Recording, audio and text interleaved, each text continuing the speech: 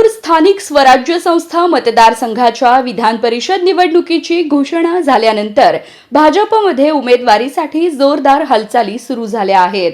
जिल्ह्यातील स्थानिक स्वराज्य संस्थांमध्ये महायुतीचे संख्याबळ मजबूत असल्याने ही जागा भाजपकडे जाणे जवळपास निश्चित मानले जात आहे।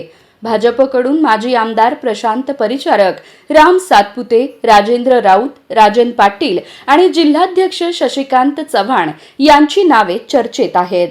राजेंद्र राऊत यांनी बार्शीतील बाजार समिती, नगरपालिका आणि जिल्हा परिषदेत पक्षाला मोठे यश मिळवून दिल्याने त्यांचा दावा मजबूत मानला जात आहे। मात्र जिल्हा परिषदेचे अध्यक्षपद दिल्यानंतर बार्शीला पुन्हा संधी मिळणार का याबाबत उत्सुकता आहे। संघटनात्मक कामातून पुढे आलेले शशिकांत चव्हाण यांनाही संधी मिळू शकते अशी चर्चा आहे। दरम्यान अनगरचे माजी आमदार राजन पाटील यांचेही नाव पुढे आले असून त्यांनी नगरपंचायत बिनविरोध करून ताकद दाखवली आहे। याशिवाय सोलापूर बाहेरील एका बड्या नेत्याचे नावही चर्चेत आहे।